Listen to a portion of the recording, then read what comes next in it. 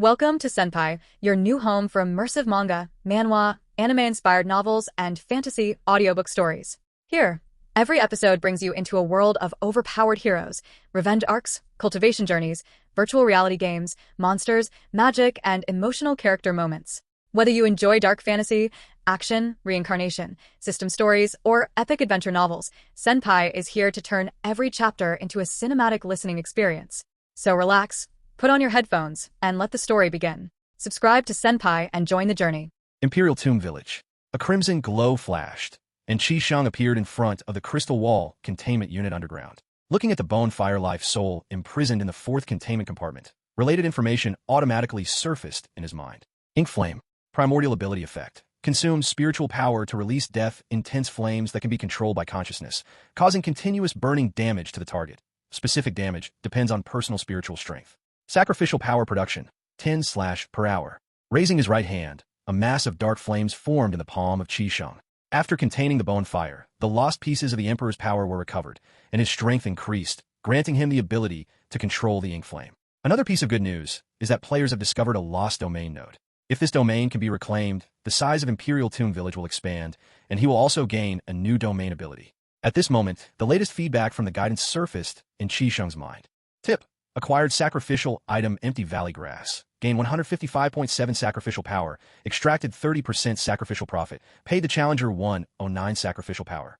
Not bad. As his words fell, the crimson flames spread from his forehead throughout his body. After switching to the Emperor's omen form, his vision penetrated spatial barriers, looking at the group of players exploring the cave. Dark cave. Entering through a narrow cave mouth, a different world unfolded inside. The deeper they walked, the larger the space became, with multiple branching paths ahead. The child group players accidentally discovered a rock wall embedded with a large number of purple glowing crystals during their exploration. Upon focusing their gaze, analysis information from the guidance feedback emerged in their minds. Name, Energy Stone. Spirit Mind Level, 1. Description. A low-level spirit or containing rich essence energy can be used for sacrificial offerings, creation of armed vehicles, and other consumptive uses. Black Ball. This place is great. We found spiritual resources again. Cute baby. Let's get to work. It's time to dig resources. Zuei. The question is, how do we mine it? Prepare to extract the embedded crystal stones from the wall when they encounter a problem. The crystal wall is hard. Extracting the energy stones isn't easy without any tools on hand. The shopping section of the control panel has mining equipment, which can be purchased with sacrificial power. Upon hearing the guidance's tip, the child group players summoned the control panel and entered mining equipment in the search bar of the marketplace page, immediately revealing 3 items. Mining Pickaxe, Durability 100, Crystal Breaking Pickaxe, Durability 2000, Gravity Pickaxe, Infinite. The prices for these 3 items are 1 sacrificial power, 100 sacrificial power, and 1000 sacrificial power, respectively.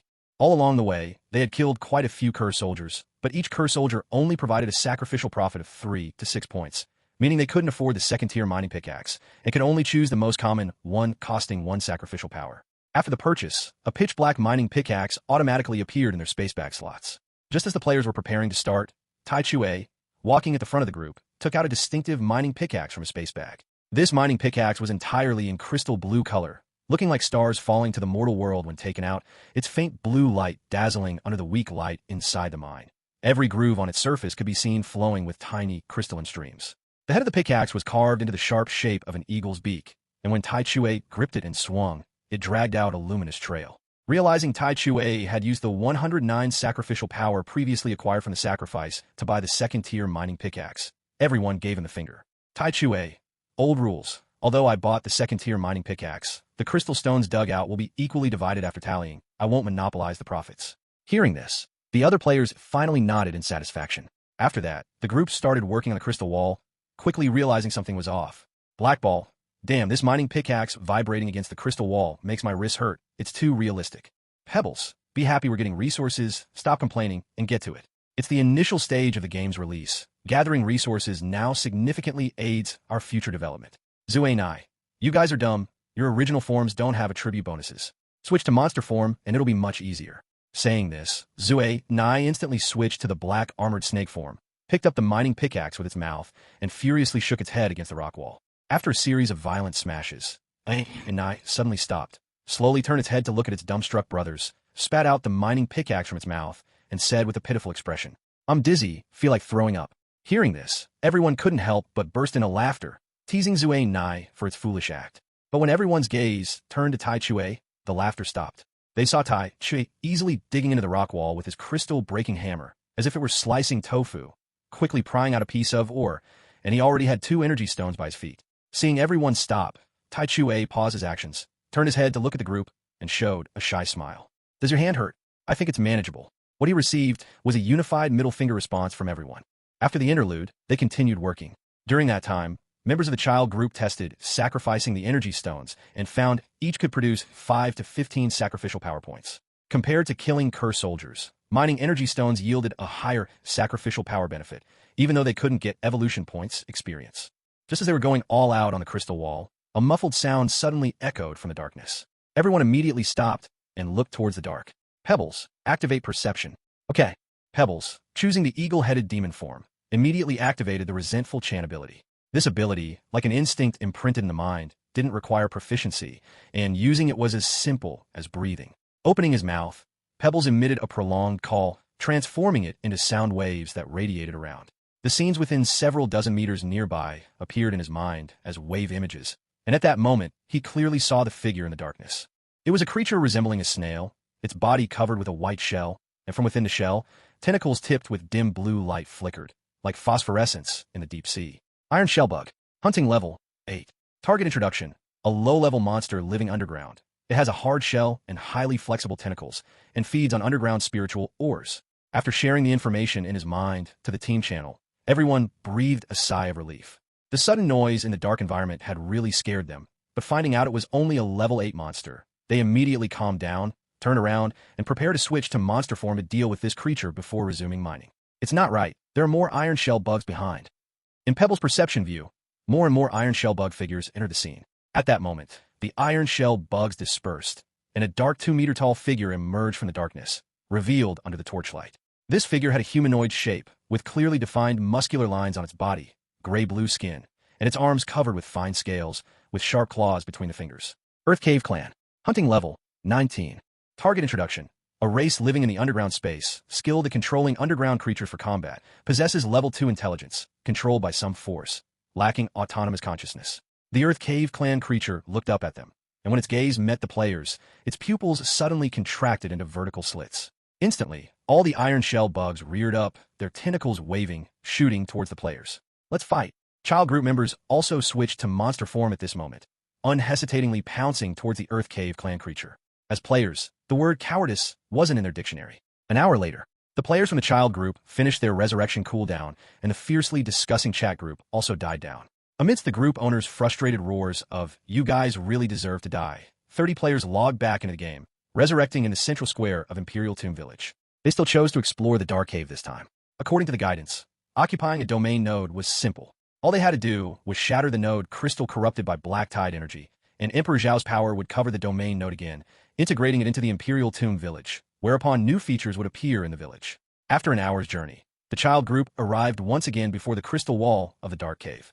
Unexpectedly, they found players in the midst of a fierce battle with iron shell bugs. 2 of the players had chosen a bone fire form they had never seen before, their bodies ablaze with dark flames, able to condense a fireball in their hands and hurl it at the iron shell bugs. Black Ball. This bone fire form looks so cool. I love controlling flames. This will be my next Arvane choice. Zue Nai. Guys, it seems like they can't hold on much longer. Should we help?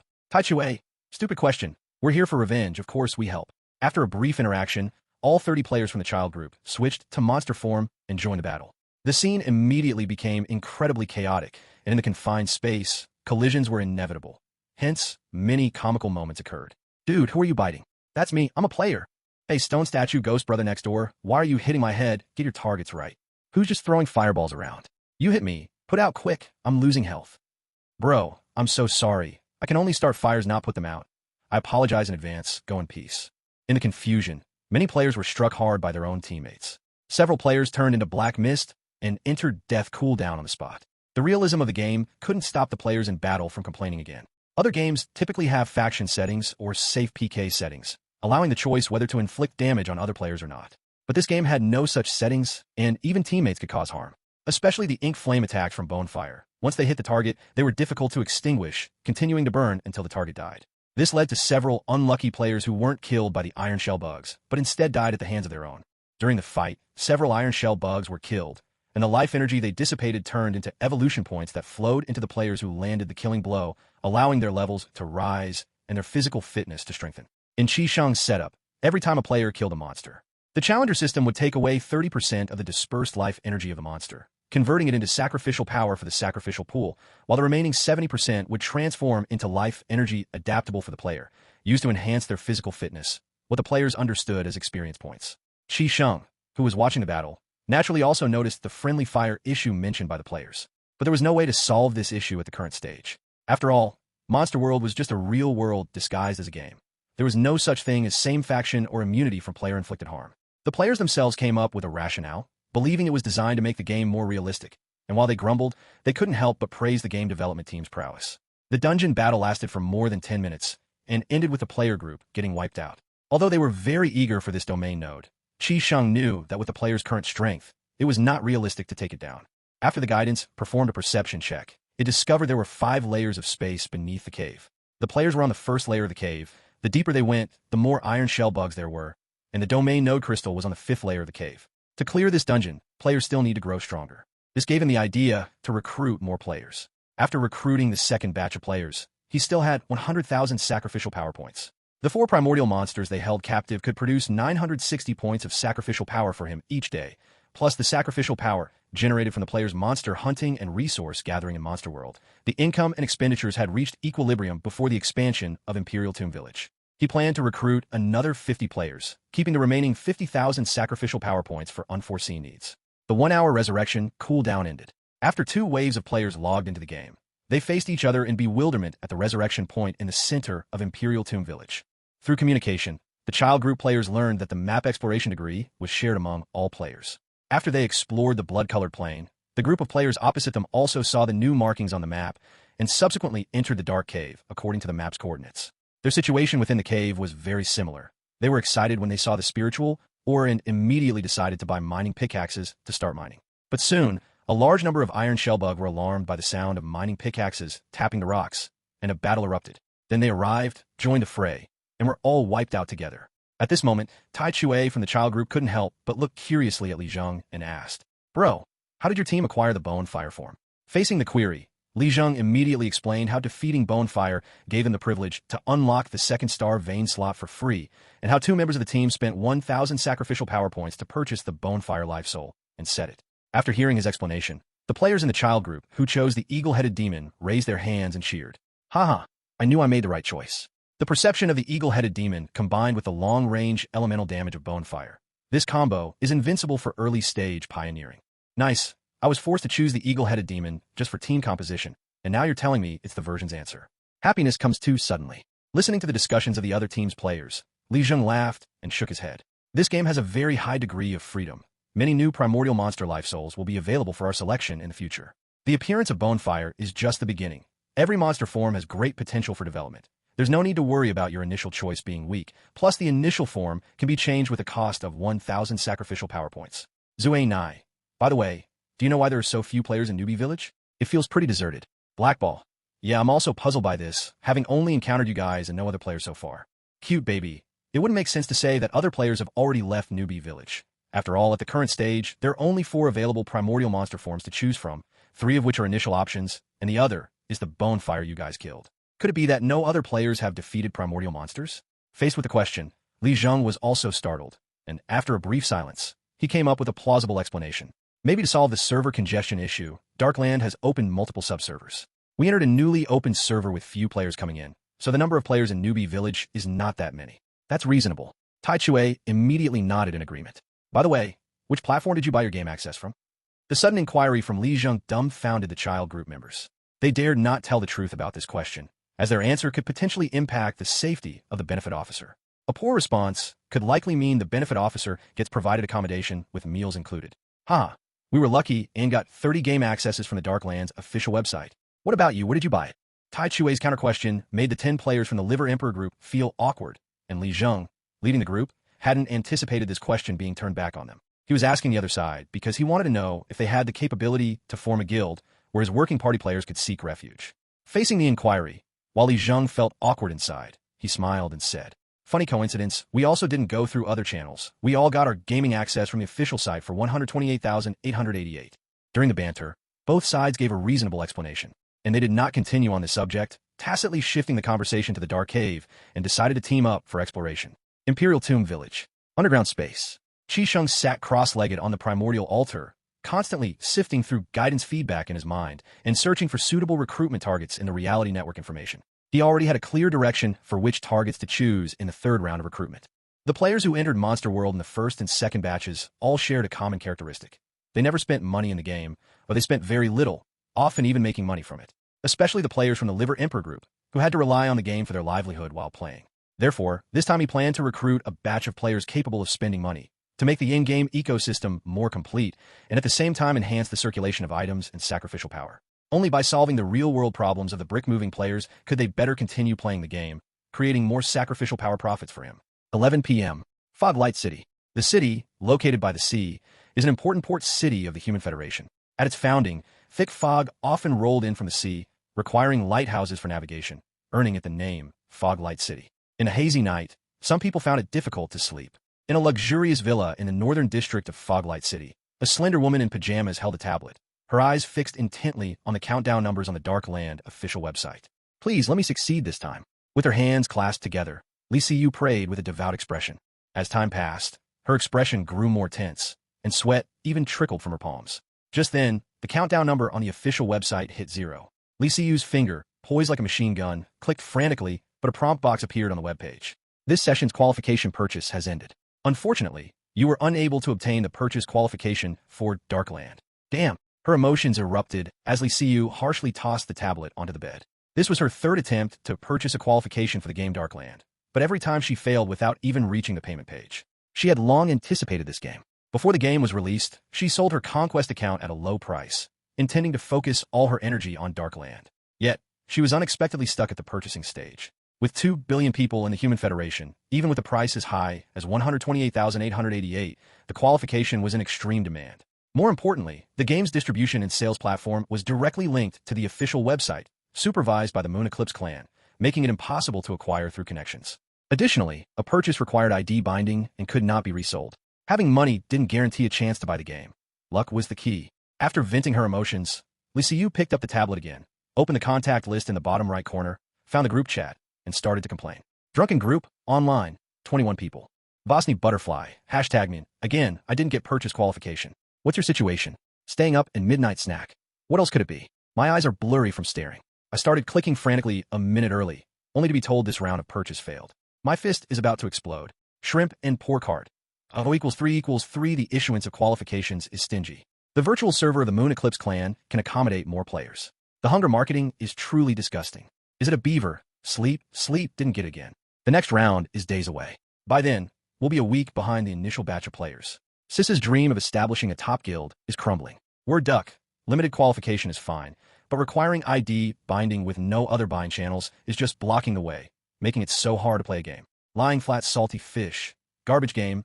I've waited years. I can't accept this result. I'll try up to 10 more times. If I don't get it, I'm going back to Conquest. Suddenly, as the group members were angrily criticizing the Moon Eclipse clan's hunger marketing, a stranger joined the group. Benefit Officer has joined the group. This prompt left the group members momentarily stunned. The drunken group hadn't had a new member in 2 years because the group had blocked strangers from joining. Seeing a newcomer suddenly join, with no prefix indicating who invited them, left the group members very puzzled. Before the group members could speak, the newly joined Benefit Officer proactively sent a message. Benefit Officer, I heard you all want to play Darkland. I have free cracked download qualifications here. The link is in the group. Take it if you need it. Link address. Without waiting for inquiries, the Benefit Officer quickly exited the group. This maneuver left the group members completely bewildered.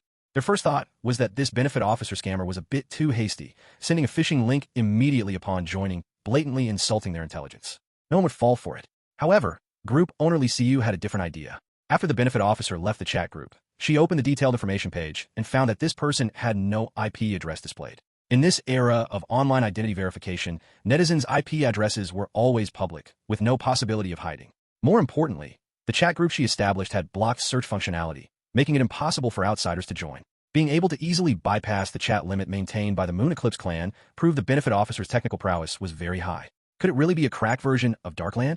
The absurd thought just surfaced in her mind when Li Siyu couldn't help but shake her head. In her view, it was impossible for the Moon Eclipse clan's technology to be cracked. Previous virtual games had no cracked versions online, let alone the technically upgraded Darkland. But the benefit officer had successfully piqued her curiosity.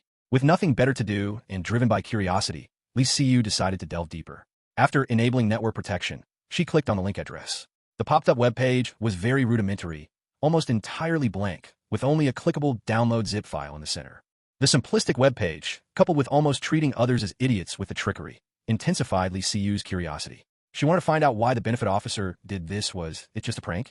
She clicked the download icon on the page. A download prompt with a percentage progress bar appeared in the upper right corner of the screen. Time ticked to 12 o'clock. Ding!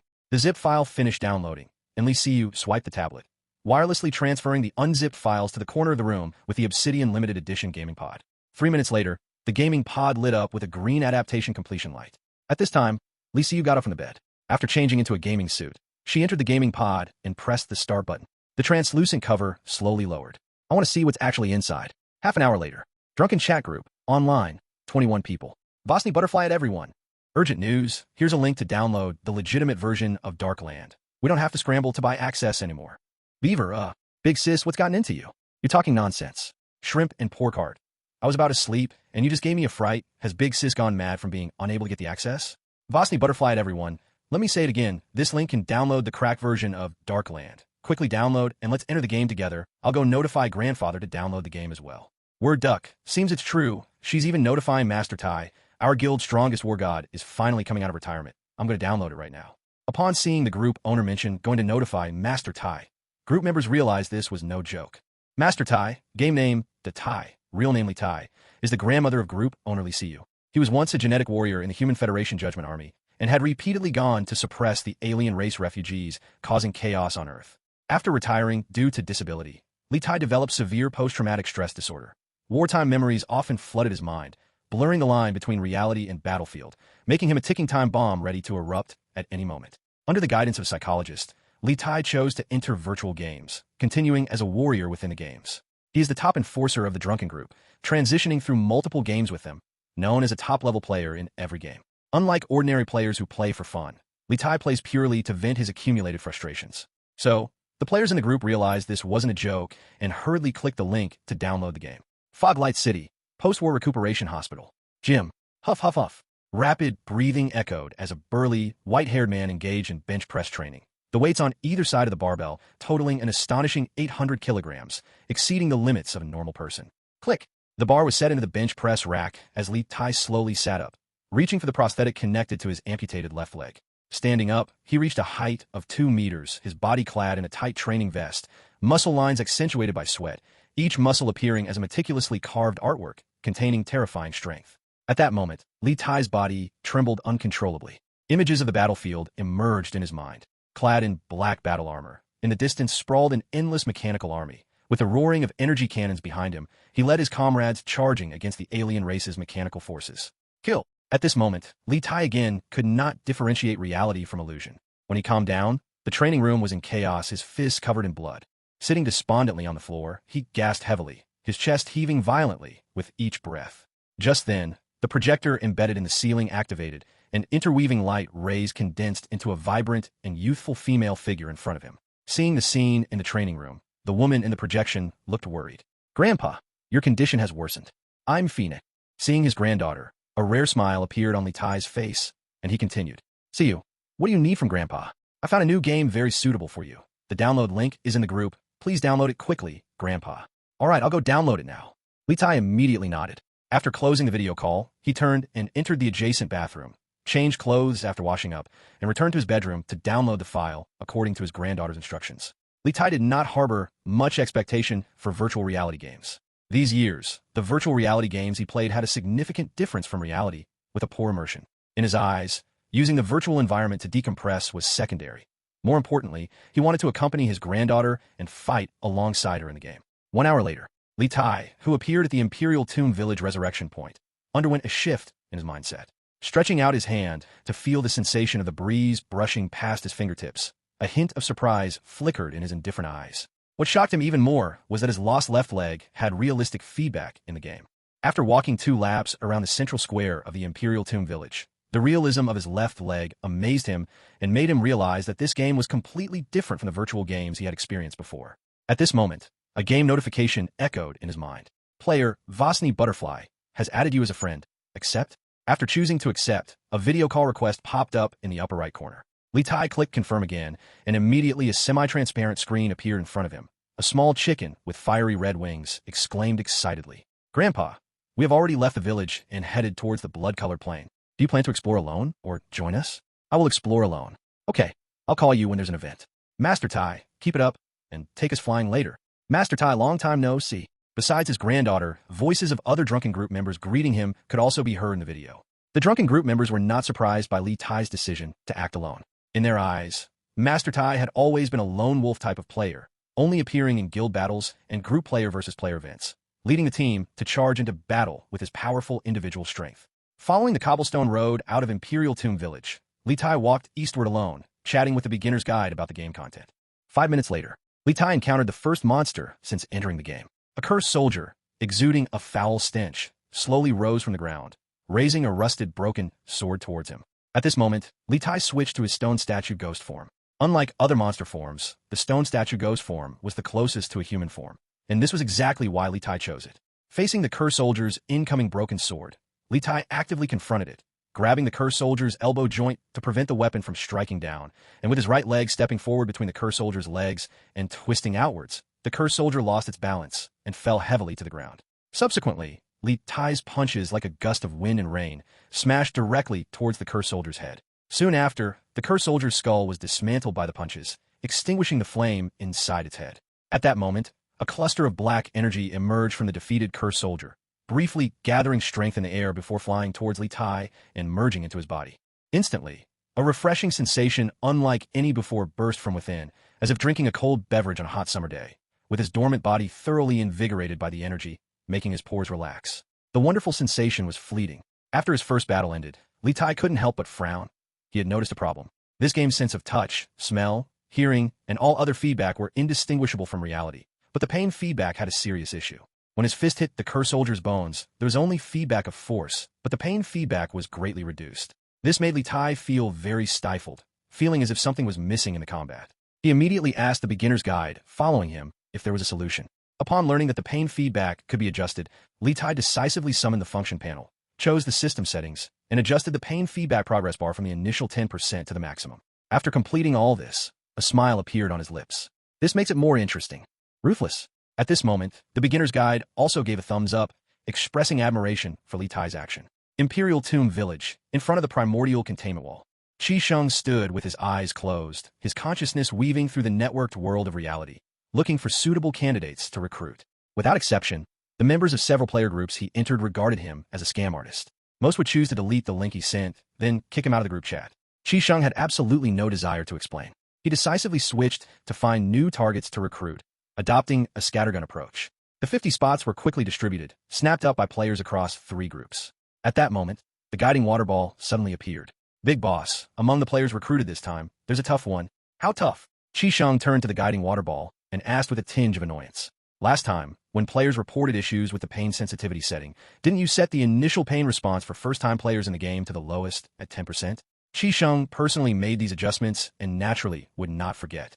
Originally recruited players like Li Zheng had complained about the game's pain feedback being too realistic, prompting him to realize the issue must be addressed. One of the main reasons players feel empowered is their fearlessness. An excessively realistic pain feedback runs counter to this concept. After careful consideration, he set the initial pain feedback at 10%. The reason for not setting it at 0% was that pain is fundamentally a feedback from the body's condition, and having some pain feedback allows players to timely notice changes in their condition and hone their combat skills during the hunt, rather than acting merely as brutes. One of the players recruited this time, after checking the game's functions, voluntarily increased the pain feedback to 100%. Then that truly is a tough one. Curious, Sheng's head suddenly turned into a mass of scarlet flames, with fire spreading from the top and enveloping him in a blaze. After switching to the Emperor's Omen form, his perspective shifted to the guiding avatar that followed the tough player, mentioned by the guiding water ball. The sky seemed stained with thick ink, having lost its usual brightness, leaving only an eerie waning moon hanging in the sky, casting mottled shadows. A black wind howled across the earth, lifting clumps of ash resembling willow catkins into the air. Crack! The crisp sound of bone breaking could be heard as Li Tai broke the arm of the cursed soldier in front of him, then decisively activated his petrification form. A layer of pitch-black substance immediately coated his body, allowing him to withstand the attacks from two more Kerr soldiers from the left and right. Throughout his journey, Li Tai was extremely satisfied with the realism of this game. The successive battles also allowed him to comprehend the proper use of the stone statue Ghost's petrification ability. He discovered that in the game, there were no so-called skill cooldown limitations, and the use of the petrification ability could be activated or deactivated at will. The guidance's explanation was that the game had two types of energy bars, namely life force and spiritual power. The use of active skills required the consumption of one of these energies. For example, every use of the stone statue Ghost's petrification ability consumed life force, while abilities like the eagle-headed demon's resentful chant and Bonefire's ink flame ability consumed spiritual power. Without skill cooldown limitations, the appropriate timing for skill deployment became especially critical. Kerr soldiers became the targets for Li Tai to train his skills on.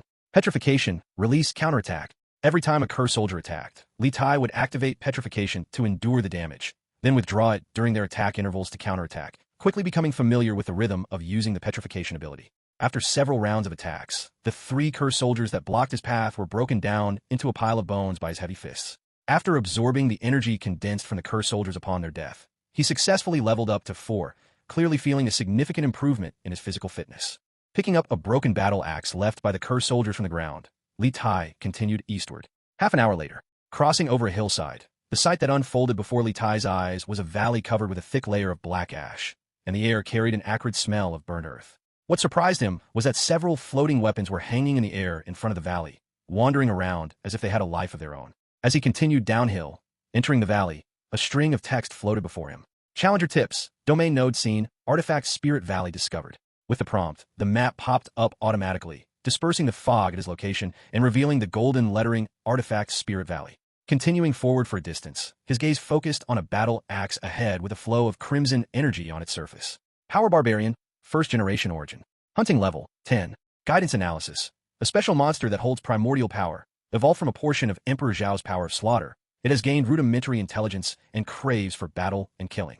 His gaze turned to the cyan sword floating beside the battle axe, and the analysis information surfaced again. Shattering, first generation origin. Hunting level, 10. Guidance analysis. A special monster that holds primordial power, evolved from a portion of Emperor Zhao's power of slaughter. It has gained rudimentary intelligence and craves for battle and killing. Having checked the attributes of the weapons floating ahead, Li Tai was surprised to find that these weapons were all highly prized first-generation origin as mentioned by the guidance. Although their hunting level had reached level 10, Li Tai did not retreat. Instead, he advanced towards Artifact Spirit Valley. The floating artifact spirits reacted at this time, shooting towards him rapidly and surrounding him, then hovering in place. Li Tai thought he would be attacked, but he found that the artifact spirits did not do so. The leading crimson battle axe trembled lightly as it floated in front of him, and the other 4 artifact spirits surrounding Li Tai scattered, clearing an open space. What does this mean, guidance? My analysis is it's challenging you, wanting to have a one-on-one true man's collision with you. Interesting. At that moment, Li Tai gripped the broken Tai Chue in his hand, stepped forward, and swung the warhammer down heavily towards the battle axe. After the clashing of metals, sparks flew. Li Tai's warhammer in hand shattered, metal fragments flying everywhere, while the surface of the artifact spirit's battle axe remained unblemished. Boom! The offensive of the battle axe also unfolded at this time. A violent crimson airflow rushing forth, the battle axe raised high and chopping down heavily towards Li Tai's head. Crack! The half of the warhammer that Li Tai had raised was instantly shattered, leaving only the handle, and the battle axe continued its descent without losing momentum. Petrification. Li Tai shifted his body to the right, decisively activating his petrification ability. Ding! He sidestepped with his shoulder to take the strike of the axe, domineering energy permeating his body, causing intense pain, which brought a ferocious smile to Li Tai's face and an undeniable excitement to his eyes. The pain instead roused the fierceness in his heart. He released the broken hammer handle and, after deactivating the petrification ability, he punched the battle axe with all his might. But to Li Tai's surprise, the other 4 weapons that had been observing suddenly shot towards him, piercing through his body in an instant. Challenger tips, player death, 10 points of sacrificial power deducted, entering 1-hour resurrection cooldown. The prompt information appeared, and the scene before Li Tai turned into a grayscale hue. An hour later, Li Tai reappeared at the resurrection point in Imperial Tomb Village. Guidance, wasn't it supposed to be a one-on-one duel? Why did the other artifact spirits suddenly attack me? In response to his inquiry, after a short silence, Guidance provided an analysis. At the time, you had dropped the shattered warhammer in your hand, and then you were attacked by the other artifact spirits. Therefore, the one-on-one duel likely requires you to be armed. Once you discarded your weapon, you were no longer the target of the artifact spirit challenge. I see. Understanding the reason, Li Tai had the idea of returning to Artifact Spirit Valley for another battle. But the weapons on the ancient battlefield were all in a state of disrepair, not able to withstand a single onslaught from the artifact spirits. He now needed a high-quality weapon. See you. How much sacrificial power do you guys have on hand? Wait a moment. Let me check. A total of 86 sacrificial power points. Grandpa, do you need it? Transfer it to me through guidance. I have a big use for it. Moments later, Li Tai, who was in the Imperial Tomb Village, received 86 sacrificial power points transferred from his granddaughter. Together with the 17 sacrificial power points earned from slaying cursed soldiers, his total sacrificial power reached 103 points. At this time, he summoned the function panel, opened them all, and chose the weapons category. Immediately, an array of weapon types appeared before his eyes. Iron Sword. Quality, Level 1. Item Description. Sword-shaped weapon forged from ordinary metal. Item Price, 5 sacrificial power points. Iron Axe. Quality, Level 1. Item Description. Axe-shaped weapon forged from ordinary metal. Item Price, 5 sacrificial power points. The first few pages were all very common weapons, obviously not strong enough to contend with an artifact spirit. Flipping through several more pages, Li Tai's gaze focused on a blue weapon. Shaking Mountain Axe. Quality, Level 8. Item Description. Crafted from ice iron, the axe handle is engraved with beast patterns, and when swung, the sound of a beast roar follows. Item Price, 100 sacrificial power points. This was the best weapon Li Tai could afford with his current sacrificial power. After making the purchase with his consciousness, a blue battle axe took shape from nothing before him, gradually solidifying from the ethereal. As the battle axe completely solidified and fell, Li Tai stretched out his hand to firmly grasp it. Having completed the purchase, Li Tai immediately left the village and headed towards the direction of Artifact Spirit Valley. A 1-hour journey, killing several cursed soldiers along the way. Li Tai's stone statue ghost reached level 5, and after passing the hill ahead, he came to the entrance of Artifact Spirit Valley once again, surrounded by 5 artifact spirits. These 5 artifact spirits were all first-generation origin, respectively being Power Barbarian, Battle Axe, Shattering, Sword, Sweep, Sword, Soul Separation, Spear, and Nether Ghost, Staff. At this time, the other 4 artifact spirits dispersed, leaving only the Power Barbarian Axe hovering in front of him, issuing a challenge. The battle was about to erupt. The level 8 quality Shaking Mountain Axe cut through the wind with a howl, striking directly at the hovering Power Barbarian Axe, creating a clashing sound of metal on metal. After a dozen or so collisions, Li Tai's palms felt numb, and looking down, he discovered that they were cracked with green blood from his stone statue ghost form oozing from the wounds. Looking at the Shaking Mountain Axe in his hand, its blade now showed a dozen uneven notches, and the feedback indicated that the weapon was now in a slightly shattered state. Again, without any hesitation, Li Tai once more swung the Shaking Mountain Axe to meet the cleaving blow of the Power Barbarian Axe. Through continuous collisions, Li Tai's right arm was stained with green blood, his disheveled white hair danced with the wind, and he looked like a madman. Soon, the battle axe in Li Tai's hand could not withstand any more and shattered, and instantly his body was penetrated by the other 4 artifact spirits, ending the battle in a tragic defeat. But this battle proved the hypothesis from guidance. Only when in possession of a weapon will one be regarded as a challenger by the artifact spirits. An hour later, Li Tai's figure reappeared at the resurrection point of the Imperial Tomb Village. Although there was no skillful exchange in the fight with the Power Barbarian Axe, the feedback from the pure clash of strength exhilarated him, reducing the resentment in his heart. At this moment, feedback tips appeared in his mind. Challenger tips. Resurrection costs 10 sacrificial power points. Sacrificial power balance insufficient to cover resurrection fee. Remaining sacrificial power, -7. Challenger tips. With sacrificial power in the negative, functions such as the Maul and Starvane enhancement are temporarily unavailable. This situation made Li Tai somewhat helpless. He summoned the contacts list, located his granddaughter's avatar, and chose to connect. After a short while, a video screen popped up in front of him, showing his granddaughter in the form of an eagle-headed demon. "Grandpa, what's up?" Before she could finish speaking, clamorous noises came through the screen, and a large black worm rose up from behind his granddaughter and swung its head violently, flinging a player across the screen with a cry that was quickly cut off. "How much sacrificial power do you guys have left?" "Out of sacrificial power again." Lisa Yu seemed somewhat surprised, but quickly nodded and said, "Grandpa, please wait a moment. Let's finish off this worm, and then we can chat."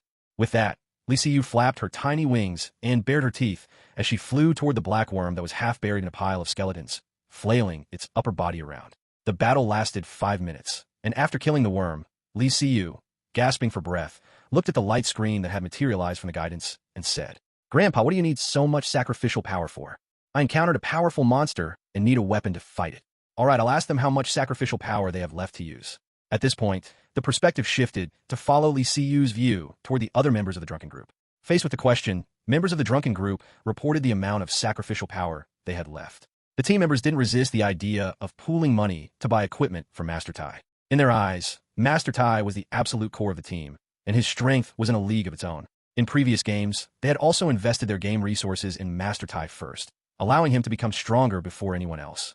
They did not hesitate to hand over the sacrificial power they had obtained from killing monsters to Li Siyu in response to Master Tai's request. Li Siyu then transferred the sacrificial power through the guidance to Li Tai, who was still in Imperial Tomb Village.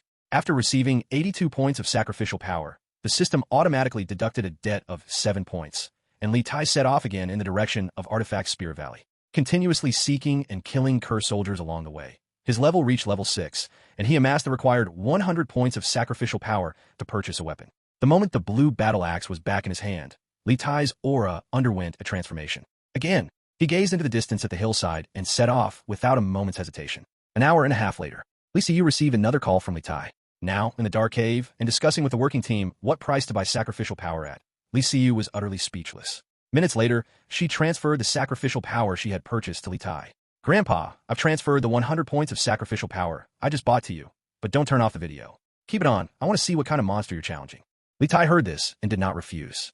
After buying the battle axe, he left the village and headed toward Artifact Spirit Valley. For this challenge, the members of the drunken group all gathered in front of the video screen to watch, and even the working team members, out of curiosity, joined in spectatorship. When they saw the artifact spirit, the spectating players exclaimed in surprise, because what Li Tai was challenging turned out to be a primordial monster. What surprised them even more was that the primordial artifact spirit chose to have a fair duel with Li Tai instead of mobbing him.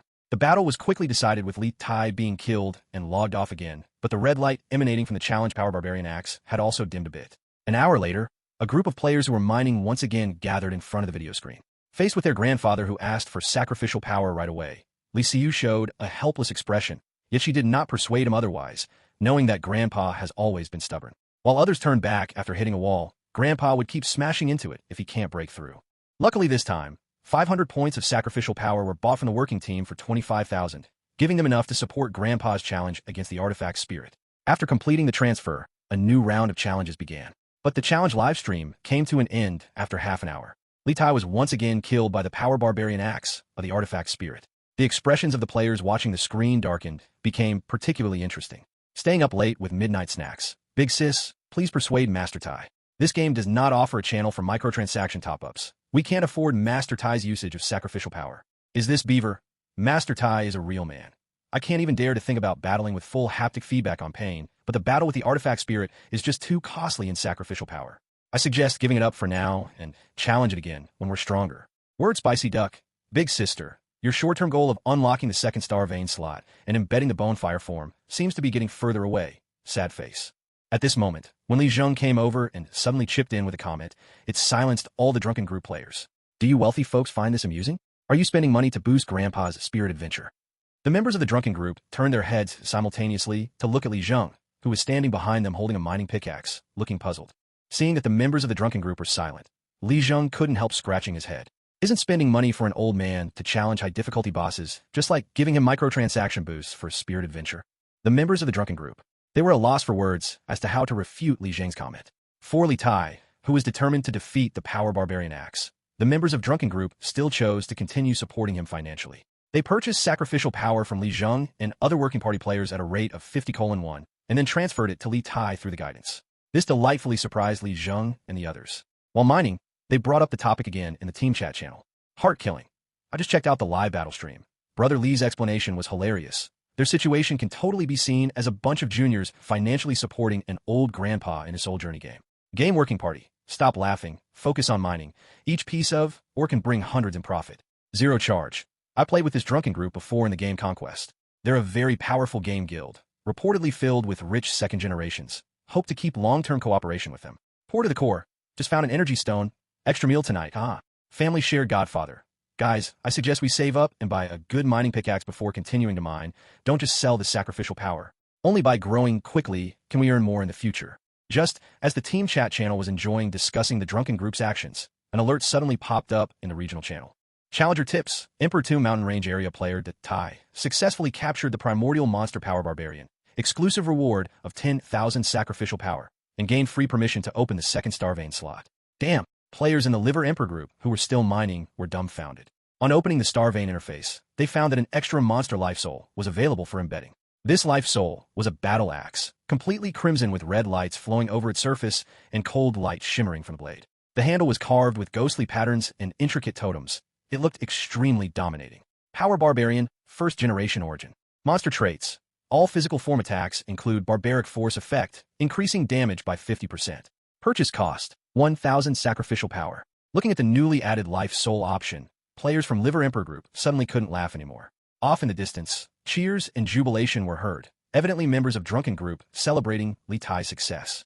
Damn, he really won, exclaimed Poor to the Core. Typical, it's just the grinding strategy we proposed earlier.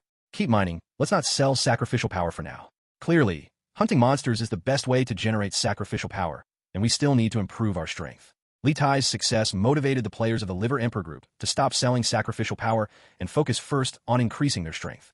5 hours later, another wave of iron shell bugs struck, and the valiantly mining Liver Emperor Group players decisively retreated with the Drunken Group. Insect tides are a frequent occurrence in the Dark Cave. Continuously striking the rocky walls with mining pickaxes, it tracks the deep underground Earth Cave clan with a large army of iron shell bugs. With their current strength, they couldn't defeat the army of iron shell bugs controlled by the Earth Cave clan.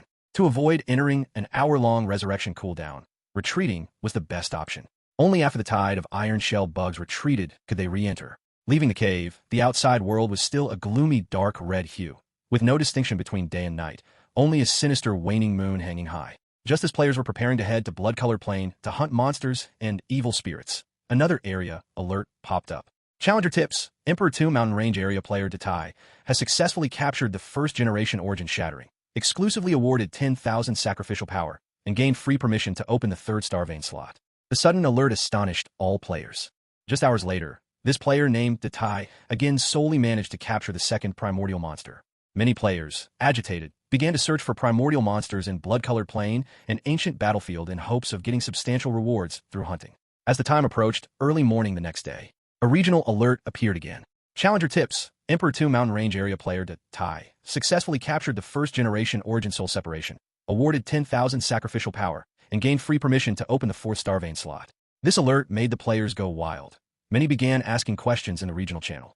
Game Working Party, Blood-Colored Plain Brother Tai, are you accepting disciples? Take us hunting Primordial 2. Family Share Godfather, Blood-Colored Plain, so awesome. Soloing 3 Primordials, even stronger than our whole team. Cute Baby, Ancient Battlefield, excuse me.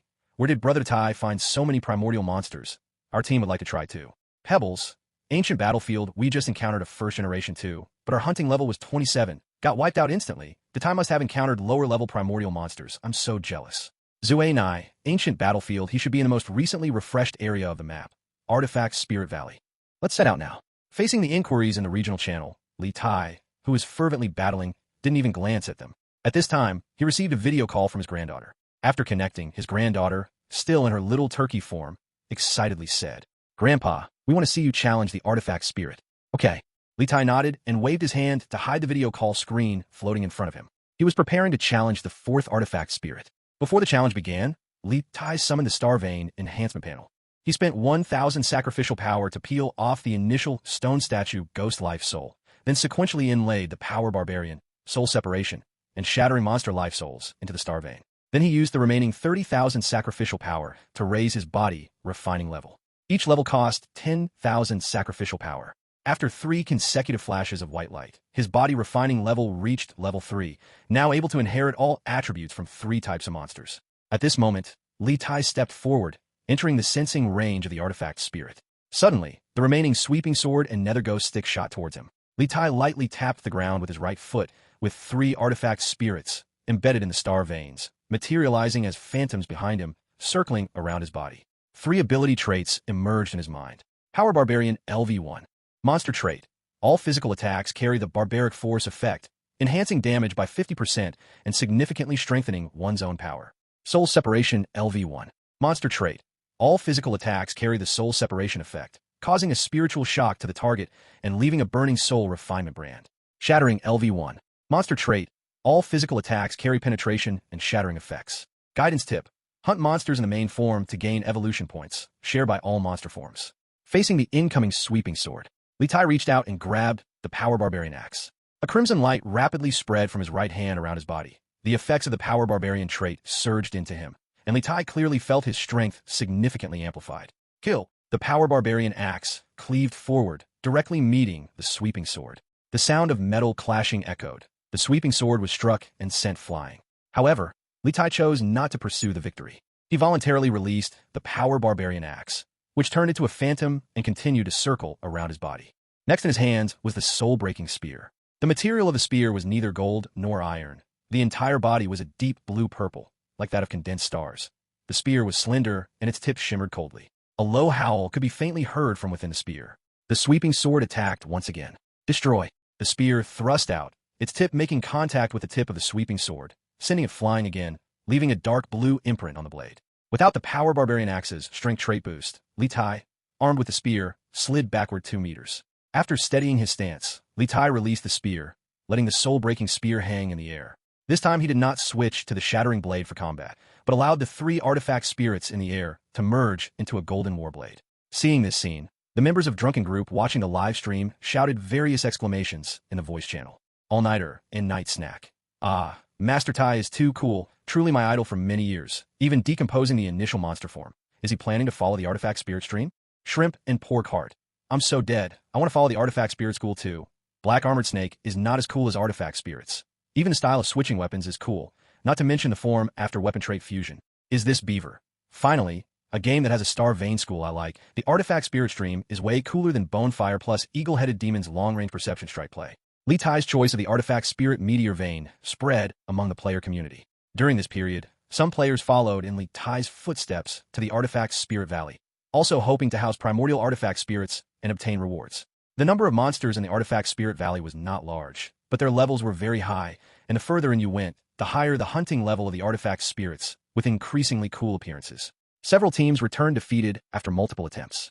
Li Tai was no exception. After housing 5 artifact spirits, he chose not to continue deeper into the artifact spirit valley. Besides the 5 artifact spirits at the entrance of the valley, those inside had a minimum hunting level of 30. He couldn't withstand even a single hit, so continuing the challenge was pointless. The emergence of the artifact spirit stream gave many players a direction to strive for next. Imperial Tomb Village Underground. Sheng was sitting cross-legged on the primordial altar, rapidly processing network data through the guidance feedback in his mind. At that moment, the elusive guiding water ball suddenly appeared. Boss, I've detected the presence of the black tide on Earth. Where?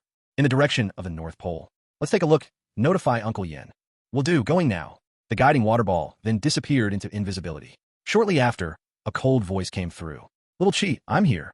A projection screen scene unfolded before Sheng, showing a room decorated in an ancient style.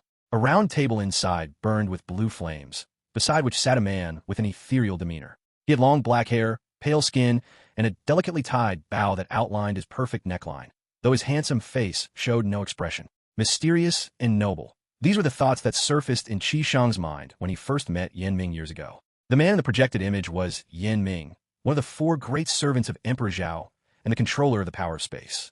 The spatial engagement part of the Challenger system, player recruitment system, was completed by him, and Guiding was responsible for data and content analysis. In the past, in the face-to-face confrontation with the horror Black Tide, Yan Ming lost most of the vitality inside his body, thereafter appearing like a puppet, incredibly cold. Sheng was used to this. If not for Yan Ming and the other servants risking their lives to save him, he would have died in the fearful dark fog long ago. This time, he had Guiding notify Yan Ming because he was unable to perform long-distance space transmission by himself and needed Yan Ming's help. Uncle Yan, sorry to trouble you. Sheng politely nodded. Get ready. Yan Ming's voice fell, his pupils dissipating icy blue microlights. Below Sheng, a rotating blue teleportation array appeared. A strong sense of weightlessness followed. Boom! Blue flames enveloped his body, and in the blink of an eye, he vanished from the spot. As the blue light obscuring his vision dissipated, his gaze fell upon a world of flying snow. Looking around, an endless expanse of pristine white blanketed the ground. Ice glaciers covered the vast land, connecting with the distant blue sky to form a pure and magnificent painting. The bitterly cold wind converged in the air, tearing out a piercing howl near his ears. The sudden drop in temperature made Sheng involuntarily shudder, and at this moment, he decisively switched to the Emperor's omen form. Boom! Crimson flames spread from his head over his entire body, and the chill dissipated. At this time, he flew into the sky, progressing in the direction provided by the guiding perception. Several minutes later, he saw a black line hanging high in the sky. When he reached to touch it, multiple black tendrils instantaneously stretched out, wishing to entangle his palm. However, under the refinement of Emperor's fire, the tendrils instantly disintegrated. This discovery made Sheng realize the severity of the issue. His former homeland was being subjected to an invasion by the horror black tide. Unlike in Monster World, the erosion of Earth by the horror black tide was still in its early stages and did not affect the world ecology. However, one could foresee that in the future, Earth would also be corroded and devoured by the horror black tide. This reminded Sheng of a previous speculation. During his absence, many alien race forces had emerged on Earth, their appearance perhaps related to the horror black tide. A few days ago, he saw a discussion post online. The post discussed why Darkland, this virtual game, was being released in a limited edition. Logically speaking, the virtual servers built by the Moon Eclipse clan could fully support a massive player base. But the availability is always limited and managed by the Human Clan Federation and other alien race forces settled on Earth. If it were merely a marketing strategy for exclusivity, it would be unreasonable. Although the Moon Eclipse clan purchases resources from other racial forces using currency, they mostly gift technology and resources to various races. Statistics show that the resources Moon Eclipse clan provide to other races every year are much greater than what they purchase. The poster speculated on this issue.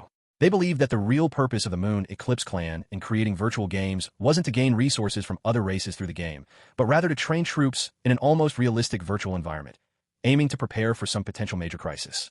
As for offering game qualifications to other races, that was just incidental, playing a sparring role. In the virtual games previously developed by the Moon Eclipse clan, it was always the Moon Eclipse clan against a coalition of other races.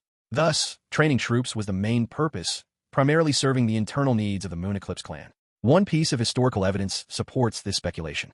According to historical records, 300 years ago, when the Moon Eclipse clan fled to Earth, they stated that their plane world was being eroded by some mysterious force, leading to the world's catastrophic collapse. During that apocalypse crisis, the Moon Eclipse clan ultimately gave up resistance, and the remaining clansmen used space technology to flee to Earth before their world collapsed, eventually establishing Eclipse City on the Moon. Similar statements came from other alien race forces who arrived on Earth.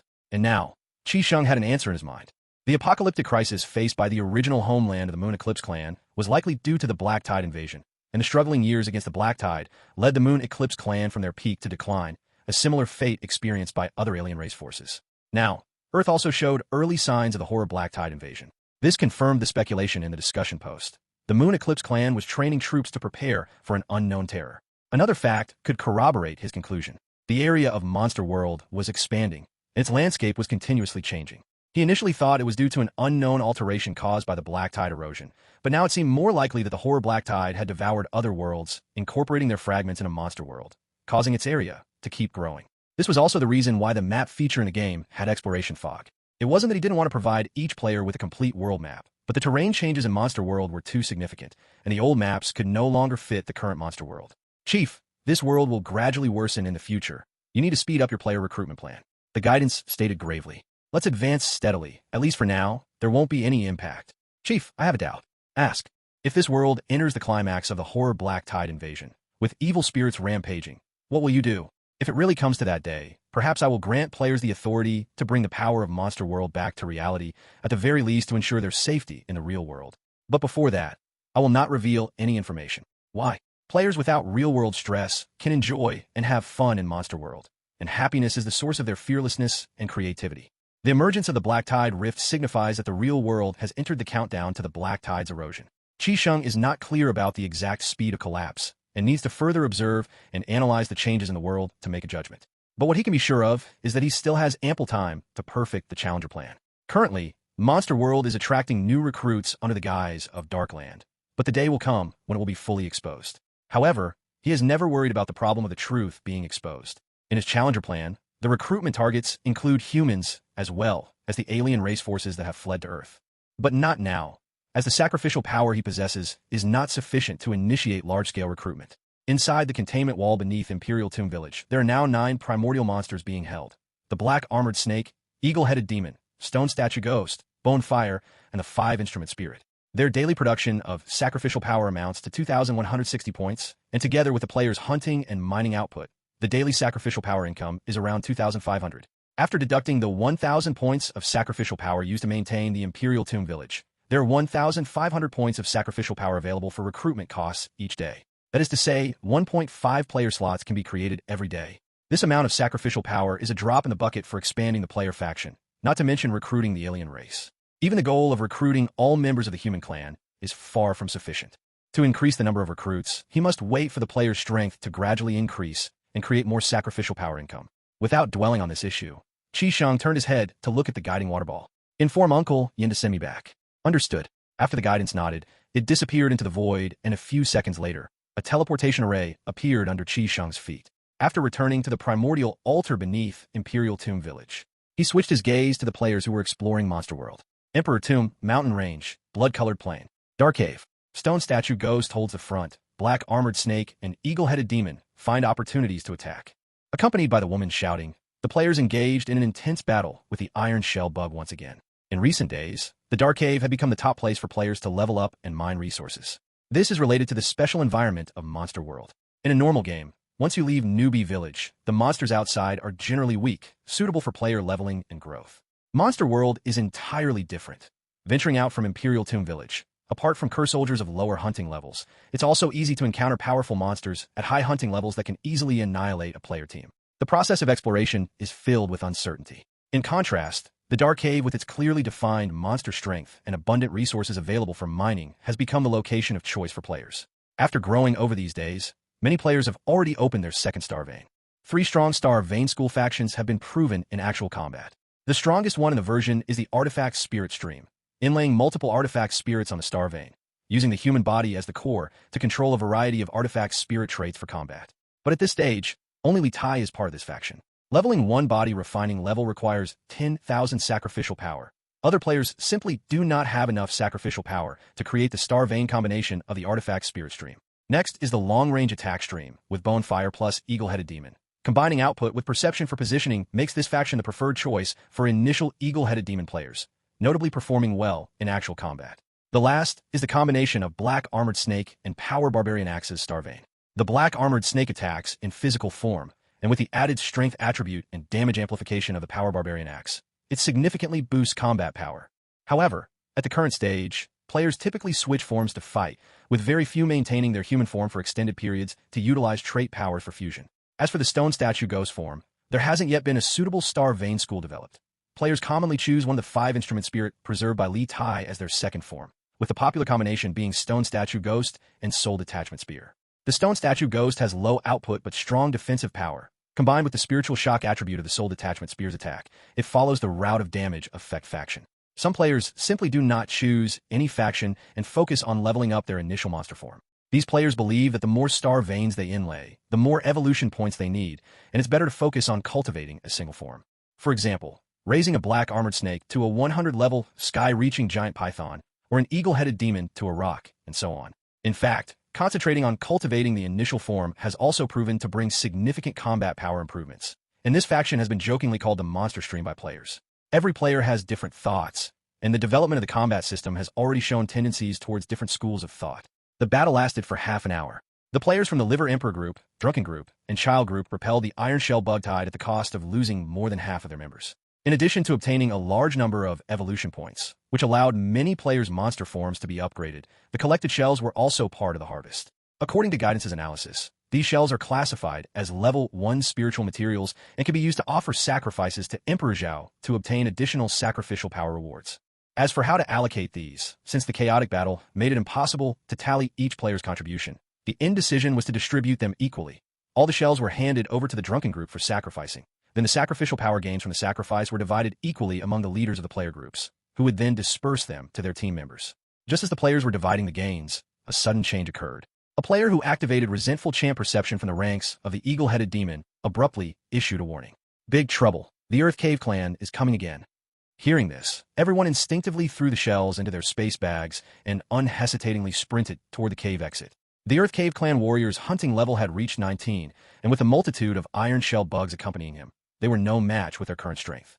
Death is not scary. What's scary is losing 10 points of sacrificial power upon death and the resurrection cooldown of 1 hour. As they ran, the local voice channel was surprisingly jovial. The brothers who chose the Stone Statue Ghost with high defensive power, take the rear and hold on for a while. Let us run first. What are you talking about? Why should those who chose the Stone Statue Ghost die for you? I'm about to be caught up. Why are you guys running so fast? Wait for me. So, you're teasing us Eagle-Headed Demon players for having short legs, right? Everyone's running so fast. What happened to sticking together as a team? During the tense and thrilling escape, players could hardly care about their teammates. Everyone was pushing their limits to sprint towards the cave entrance. Meanwhile, several players running at the rear were entangled in the silk threads spat out by the iron shell bugs, being dragged backwards as they slid, and their anguished screams spurred the players at the front to accelerate their speed even further. After the players made it out of the cave, they started to discuss an issue: whether they should unite to kill the Earth Cave clan warrior. The existence of the Earth Cave clan warrior had become an obstacle to their mining in the dark cave, and even to monster hunting and leveling up. Without eliminating it, they would always need to be ready to flee while in the dark cave. Rather than being constantly anxious, it's better to remove the problem completely, to resolve the threat once and for all. Player count, 90. Number of primordial traits, collected, 9. Today's sacrificial power output from players, 552 points. Average monster level among players, 5. Ownership of domain node. Imperial Tomb Village, the burial site of Emperor Zhao's last origins, possesses the territory characteristics of reshaping life and flesh. After reviewing today's earnings, a glow arose from the primordial altar beneath Sheng's feet. After a brief spatial distortion, he appeared in the bedroom of the real world. Glancing at the calendar on the wall, he opened the window and switched to the Emperor's omen form, flying into the vast night. After a long time, Sheng appeared in front of a desolate graveyard. This place was perennially untended, with many gravestones now covered in plant vines. Nearby a city rail station was under construction. Sheng's steps halted in front of a gravestone. The photo on the gravestone was blurred, and the inscribed text had also become mottled. Gazing at the gravestone, Sheng's expression was complex, and he eventually knelt heavily before it. Maintaining the position for a long time, he stood up and began to repair the gravestone, memories flooding back during the process. As a child, he always fantasized about possessing abilities beyond ordinary people, but the moment he truly obtained them, he found himself shouldering a heavy mission. It was when he crossed into Monster World at the age of 18. At that time, Monster World was in violent turmoil, with the Monster King Emperor Zhao disintegrating, various forces leaderless, plunging into a chaotic period of warlordism. The war had continued for thousands of years before his arrival. All the forces once loyal to Emperor Zhao wanted to become the master of a new world. Among them, 4 forces were the strongest. They were Yin Ming, who controlled the power of space; Jing, who controlled the purification power; Guidance, who controlled the power of decomposition; and Superdimension, who controlled the power of extracting all things. They were once the most loyal servants of Emperor Zhao, and after the disintegration of Emperor Zhao, all believed that they were the most suitable successors, wanting to inherit the power of my origin buried in Imperial Tomb Village after Emperor Zhao's self-disintegration, to become the new Emperor Zhao. But the arrival of the Horror Black Tide changed the already tense battle situation. The monster world was gradually corroded by the Black Tide power, the environmental ecology was destroyed, and spatial rifts appeared in many parts of the world. If this trend continued, Monster World would eventually be swallowed by the Black Tide. The 4 great servants eventually chose to unite against the Black Tide, fighting against the endless evil life. The prolonged war gradually weakened the 4 great servants, but the power of the evil spirits kept growing as the Black Tide continued to infiltrate the world, and the defeat became irreversible. In the end, the 4 great servants were forced by the evil spirits to retreat to the edge of Monster World, namely Imperial Tomb Village, where they cooperated to open the taboo seal and hid inside. And Imperial Tomb Village is also the last piece of uninvaded holy land in the monster world. Originally, the 4 great servants wanted to try and merge with Emperor Zhao's power of my origin to inherit the strength of Emperor Zhao, fighting the Black Tide again with the Emperor's power. But at the crucial moment, the Horror Black Tide struck again, enveloping Imperial Tomb Village. It was at this point that he crossed into Monster World, getting sucked into the vortex of the Horror Black Tide, potentially facing death at any moment. In a critical moment, it was the 4 great servants who together repelled the Black Tide and incidentally rescued him back to Imperial Tomb Village. This intervention left the already weak 4 great servants even more weakened, their bodies also experiencing various problems in the process of combating the Black Tide. Guidance also had its life form stripped at that time, turning into a water ball shape. What the 4 great servants did not expect was that they couldn't inherit the myself origin left by Emperor Zhao. Instead, it was inherited by him, a mortal who had transmigrated. Sheng still clearly remembers the complex expressions in the eyes of the 4 great servants at the moment he inherited the Emperor's power. Anger, confusion, despair, reluctance, excitement. Various complex emotions intertwined, but ultimately all turned into peaceful acceptance. 4 figures kneeled before him, swearing loyalty to him and serving him as servants for eternity. And he also took on the obsession of the 4 great servants, vowing to use the mighty power of Emperor Zhao to save the monster world and dispel the endless horror Black Tide. In the years that followed, he first merged with the myself origin of Emperor Zhao and slept for 300 years. Then, under the guidance of the 4 great servants, he underwent 100 years of cognitive learning, teaching him to understand the various abilities of Emperor Zhao and the matters of the monster world. But to become a true Emperor God, he still needed to leave Imperial Tomb Village to explore the monster world and recover the lost primordial power of Emperor Zhao. This process was exceedingly difficult because, apart from having the myself origin of Emperor Zhao, he had no other power enhancements, and the Emperor's power could not be strengthened through any cultivation methods. Only collection could grant him power. At that time, his strength was just slightly stronger than the weakest creatures in the monster world. Coupled with the rampant evil spirits outside, it was difficult for him to progress. The attraction of Emperor Zhao's myself origin to evil spirits was immense. The four great servants believed that if discovered by higher evil spirits, it would inevitably lead to disaster. So each time he went out, he had to continuously consume sacrificial power to mask the aura of Emperor Zhao. Every outing was a substantial expenditure of sacrificial power. During this period, he collected the eagle-headed demon, the stone statue ghost, and the black armored snake, gradually improving his strength. However, this pace was still too slow in the eyes of the four great servants. The sacrificial power spent on each outing far exceeded the benefits brought by hunting and collecting, and they had already infused the last of their divine power into Imperial Tomb Village to prevent it from being destroyed by the Black Tide, unable to provide any combat support for him. At this rate, by the time he became strong enough, Imperial Tomb Village would fall due to the exhaustion of its sacrificial power. Just as the four great servants felt hopeless about the future, Sheng proposed an idea. This plan was the embryonic form of the Challenger system, also known as the player recruitment plan. The four great servants each possessed different rule powers. He had the one in charge of the power of information, guidance, create a database system within the Challenger system, which allowed challengers to read data information of the objects seen in the monster world. He let Yin Ming, who controls the power of space, craft a recruitment system that could guide challengers from different worlds into monster world, and also send back their consciousness when challengers chose to exit. He tasked Jun, who holds the purification power, with creating the purification system, which could heal the mental trauma suffered by challengers in monster world or other various negative states. He assigned Super Dimension, who wields the power of extracting all things, to devise the growth system, which could help players refine the life power of dead monsters and integrate it into the players' bodies, becoming part of their strength. These four systems combined, along with the territory characteristics of life reshaping in Imperial Tomb Village, made the recruitment of players feasible.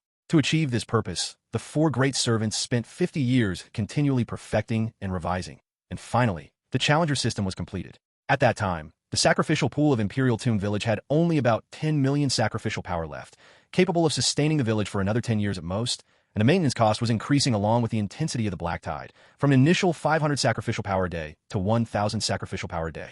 The four great servants gave him the choice, and he also made a decision.